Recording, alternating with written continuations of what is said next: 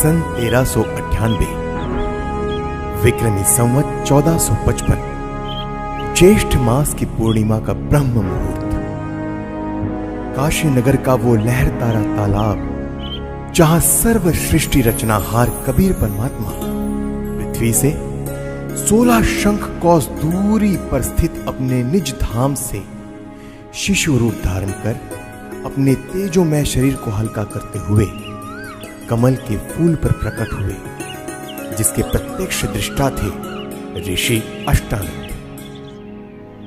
इस पूरे घटनाक्रम को देख ऋषि जी आश्चर्यचकित रह जाते हैं और सोचते हैं, आज यह मैंने कैसा दृश्य देखा? ये मेरी भक्ति की उपलब्धि है या कोई भ्रम? गुरुदेव से पूछता हूं।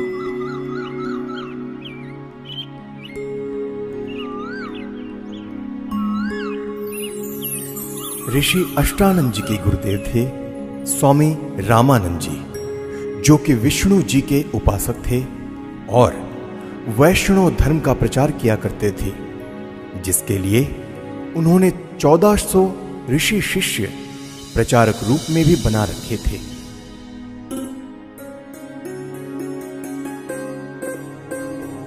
प्रणाम गुरुदेव। प्रणाम। क्या बात है अष्टानंद, कुछ दुविधा में लग रहे हो? हे गुरुदेव, आपकी आज्ञा हो तो मैं अपनी एक शंका का समाधान चाहता हूँ। कहो, क्या बात है? हे गुरुदेव, आज साधना करते समय मुझे आकाश से एक प्रकाश नीचे की ओर आते दिखा, जिसे मेरी आंखें सहन न कर सकी और आंखें बंद हो गई, जिसके बाद मेरी आंखों के सामने एक नवजात शिशु का प्रतिबिंब बन गया। पुनः आंखें खोली तो वह प्रकाश तालाब के एक कोने में सिमटता हुआ दिखाई दिया। हे गुरुदेव, कृपया मेरी शंका का निवारण कीजिए। यह मेरी भक्ति की कोई उपलब्धि है या कोई दृष्टि दोष? हे ऋषि जी, यह न तो भक्ति की उपलब्धि है और न आपका दृष्टि दोष। इस प्रकार की घटनाएं उस समय होती है जब ऊपर के लोकों से कोई देव पुरुष पृथ्वी पर अवतार धारण करने के लिए आते हैं और किसी स्त्री के गर्भ में निवास कर फिर बालक रूप धारण करके लीला करते हुए अपना अपेक्षित कार्य पूरा कर जाते हैं। अष्टानंद, कोई देव पुरुष ऊपर के लोकों से आया है। अब वह काशी नगर में किसी के घर जन्म लेकर अपना प्रारब्ध पूरा करेगा। स्वामी रामानंद जी ने अपने ज्ञान आधार से शिष्य अष्टानंद जी की शंका का समाधान किया। स्वामी जी का मानना था कि अवतार मां के गर्भ से ही जन्म लेते हैं, लेकिन स्वामी जी को यह ज्ञान नहीं था कि यहां कोई अवतार गण नहीं, बल्कि स्वयं पूर्ण परमात्मा अवतरित हुए हैं, जो किसी माता के गर्भ से जन्म नहीं लेते। वहीं दूसरी ओर काशी में ही नीरू नीमा नाम के एक मुसलमान जुलाहा दंपति भी रहा करते थे। वैसे तो इसी जन्म में वह ब्राह्मण और ब्राह्मणी थी। नीरू का नाम गौरी शंकर और नीमा का नाम सरस्वती था। उनकी कोई संतान भी नहीं थी। वह भगवान शिव की भक्ति करते थे और शिव पुराण की निस्वार्थ कथा किया करते थे। उनकी इसी निस्वार्थ सेवा और हिंदू धर्म के बढ़ते प्रचार को देख मुस्लिम लोगों द्वारा जबरदस्ती उनको मुसलमान बना दिया गया, जिसके बाद हिंदू धर्म के ही अन्य पंडित ब्राह्मणों ने उनको मुसलमान घोषित कर उनका कथा करना और गंगा दरिया में स्नान आदि करना बंद कर दिया, जिसके बाद नीरू और नीमा रोजाना लहरतारा तालाब पर स्नान करने जाने लगे। भले ही उनको मुसलमान बना दिया गया था, परंतु अब भी भगवान शंकर के प्रति उनकी अटूट श्रद्धा थी। प्रतिदिन की तरह ब्रह्म मुहूर्त में आज भी नीरू और नीमा लहरतारा तालाब पर स्नान करने जा रहे थे। संतान ना होने के कारण नीमा अपने भगवान शिव शंकर जी से रोते रोते हृदय से प्रार्थना करते हुए जा रही थी। हे भगवान शंकर, आपके दरबार में लालों की कमी है। एक लाल मुझे भी देते तो मेरा इस संसार में हिस्सा हो जाता। नीमा, हमारे भाग्य में संतान नहीं है। अगर होती तो भगवान पहले ही दे देते।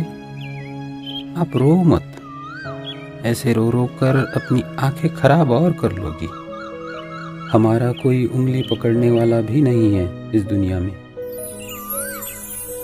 इसी प्रकार आपस में चर्चा करते करते नीरू और नीमा लहर तारा तालाब पर पहुंच जाते हैं, जहां पहले से ही कमल के फूल पर परमात्मा प्रकट हो चुके होते हैं।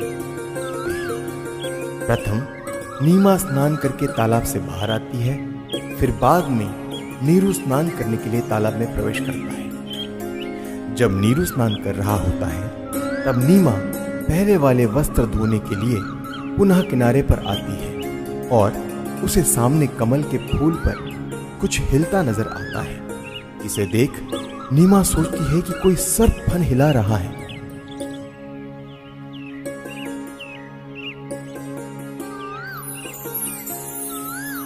देखना जी, कमल के फूल पर बालक है। कमल के फूल पर बालक है। ये तो बच्चे की चाह में बिल्कुल पागल हो गई है। अब तो इसको जल के अंदर भी बच्चे दिखाई देने लग गए हैं। ये शंकर भगवान, इसको सद्बुद्धि दो दाता। देखना जी, देखना जी, कमल के फूल पर बालक है। बस कर नीमा, अब तुझे यहाँ जल में भी बच्चे दिखाई दे रहे हैं। जल में कहाँ से बालक आएगा? हे भगवान! देखना जी, देखना, वो बच्चा डूबेगा जल में।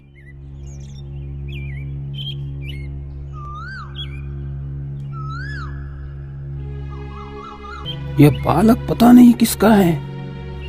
अब इसको हम घर लेकर जाएंगे तो नगर के लोग पूछेंगे कि किसका बालक चुरा कर लाए हो। हम बताएंगे कि कमल के फूल पर मिला तो कोई यकीन नहीं करेगा। इस बालक को भी छीन लेंगे और पिटाई करके नगर से भी निकाल देंगे। अब हिंदुओं से हमारा संपर्क रहा नहीं और मुसलमानों से भी अभी हमारी इतनी जानकारी है नहीं। नीमा, इस बालक को यही छोड़ दे, इसी में हमारी भलाई है। अगर इसे लेकर हम नगर में गए तो हमारे साथ बहुत बुरा होगा। कोई विश्वास भी नहीं करेगा हम पर। नीरू नीमा को सारी स्थिति से परिचित करवाता है, जिसके बाद नीमा बोलती है, पता नहीं इस बालक ने मुझ पर क्या जादू कर दिया।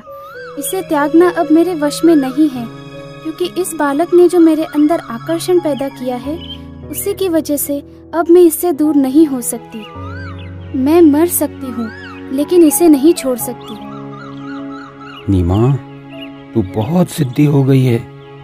मैंने तुझसे आज तक गुस्से से भी नहीं बोला, यह सोचकर कि तू पहले ही संतान के वियोग में दुखी रहती है, परंतु अब मेरे प्यार का नाजायज फायदा उठा रही है। देखो जी, आप कुछ भी कहो, लेकिन मैं इस बालक को नहीं छोड़ सकती। नीरू के काफी समझाने के बावजूद भी नीमा नहीं मानती। तब नीरू ने रोते हुए आंखों में आंसू लिए पहली बार नीमा के ऊपर हाथ उठाया और बोला, रख दे इस बालक को यही, नहीं तो तुझे थप्पड़ मारूंगा। नीरू, मैं तुम्हारे लिए ही आया हूँ। मुझे घर ले चलो, तुम्हें कोई कुछ नहीं कहेगा। ये क्या बालक बोल रहा है? जरूर यह भूत प्रेत या कोई सिद्ध पुरुष है। हे शंकर भगवान, लाज रखना।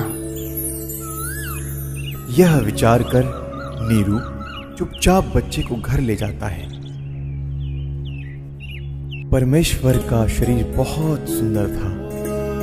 आंखें जैसे कमल के फूल हो, घुंघराले बाल, लंबे हाथ और उनकी लंबी लंबी अंगुलियां। शरीर से मानो नूर झलक रहा हो। पूरी काशी में ऐसा अद्भुत बालक नहीं था। नवजात शिशु रूप परमेश्वर कबीर जी को देखने के लिए पूरा काशी नगर उमड़ पड़ा। जो भी बालक को देखता तो उसके चेहरे से दृष्टि हटाने को दिल नहीं करता। शिशु रूप परमेश्वर को देख आत्मा अपने आप खींची चली जाती। देखते ही देखते स्त्री पुरुष झुंड के झुंड बनाकर मंगल गीत गाते हुए नीरू के घर बच्चा देखने को आने लग गए। परमेश्वर कबीर जी को देखकर कोई कहता यह बालक तो देव अवतार है, कोई कहता कि यह तो साक्षात विष्णु जी आए हैं, कोई कह रहा था यह भगवान शिव ही अपनी काशी नगरी को कृतार्थ करने के लिए उत्पन्न हुए हैं।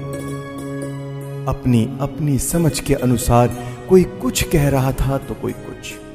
यह सब सुनकर नीमा अप्रसन्न हो जाती है। मेरे बच्चे के विषय में कोई कुछ मत कहो। तुमने कभी बच्चा देखा भी है कि नहीं? ऐसे समूह के समूह मेरे बालक को देखने आ रहे हो? नीमा, हमने बालक तो बहुत देखे हैं, परंतु आपके बालक जैसा कभी नहीं देखा, इसीलिए हम इसे देखने आए हैं। हे भगवान शंकर, इनकी नजर से मेरे बच्चे की रक्षा करना। नीमा ने बालक रूप में परमेश्वर कबीर जी को ज्यों ही दूध पिलाने की कोशिश की तो परमेश्वर ने मुंह बंद कर लिया। सर्व प्रयत्न करने पर भी नीरू नीमा बालक को दूध पिलाने में असफल रहे। 25 दिन बीत गए परंतु बालक ने कुछ नहीं खाया पिया। माता पिता चिंतित हो गए कि बच्चे को किसी की नजर लग गई है। लेकिन भले ही 25 दिन हो गए फिर भी बालक रूप में परमेश्वर का शरीर पूर्ण रूप से स्वस्थ था। परंतु नीमा को डर था कि बिना कुछ खाए पिए यह बालक जीवित कैसे रहेगा, इसकी कभी भी मृत्यु हो सकती है। यह सोचकर एक दिन नीमा फूट फूट कर रो रही थी और व्याकुल होकर भगवान शंकर से रह रह कर प्रार्थना कर रही थी कि हे शंकर भगवान, या तो ये बालक देना ही नहीं था, जैसे तैसे रो धोकर मैं अपना जीवन व्यतीत कर लेती, और अब दिया है तो ये मुझसे छीनो मत, इसके बिना मैं नहीं रह सकती। ये बालक मरेगा तो इसके साथ मैं भी मरूंगी। तब परमात्मा जो अजर अमर अविनाशी हैं भगवान शिव को प्रेरणा करके बुलाते हैं, क्योंकि उन्हें पता था कि मैं तो मारूंगा नहीं पर मेरी चिंता में जरूर मर जाएगी। क्यों रो रही हो बेटी? क्या परेशानी है आपकी? हे महात्मा जी, हम निसंतान थे। 25 दिन पूर्व भगवान शंकर जी ने यह बालक हमें दिया, लेकिन अभी तक इस बच्चे ने दूध नहीं पिया। सभी कोशिशें करके हम थक चुके हैं। आज भी इसने कुछ भी आहार नहीं किया। मैं इसलिए रो रही हूँ कि अब यह बालक मरेगा और इसके साथ मैं भी आत्महत्या करूंगी। आपका बालक मुझे दिखाइए।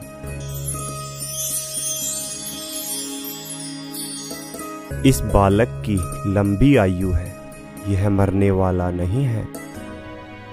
देख नीमा, कितना स्वस्थ है, कमल जैसा चेहरा खिला है। हे विप्रवर, बनावटी सांत्वना से मुझे संतोष होने वाला नहीं है। बच्चा दूध पिएगा तो मुझे सुख की सांस आएगी। हे शंकर जी, आप इन्हें कहो एक कुंवारी गाय लाए, जिस पर आप अपना आशीर्वाद भरा हाथ रखना, फिर वह दूध देगी। मैं उस कुंवारी गाय का ही दूध पीऊंगा। बेटी, अपने पति को बुलाओ। नीरू, एक कुंवारी गाय ले आओ और साथ में कुम्हार के घर से एक घड़ा भी लेकर आना। वह बछिया दूध देगी, उस दूध को यह बालक पिएगा। नीरू कुछ देर बाद ही एक बछिया और मटका लेकर आ जाता है, जिसके बाद परमेश्वर कबीर जी के आदेशानुसार विप्र रूपधारी शिव जी ने उस कुंवारी गाय की पीठ पर आशीर्वाद भरा हाथ रखा। उसी समय उस कुमारी गाय के थन लंबे लंबे हो गए और थनों से दूध की धार बह चली। नीरू ने पहले ही वह पात्र गाय के थनों के नीचे रख दिया था। दूध का पात्र भरते ही थनों से दूध निकलना बंद हो जाता है। फिर उस दूध को शिशु रूपधारी परमेश्वर कबीर जी ने पिया। नीरू नीमा ने ब्राह्मण रूपधारी भगवान शिव के चरण लिए। तत्पश्चात विप्र रूपधारी शिव जी वहां से चले जाते हैं।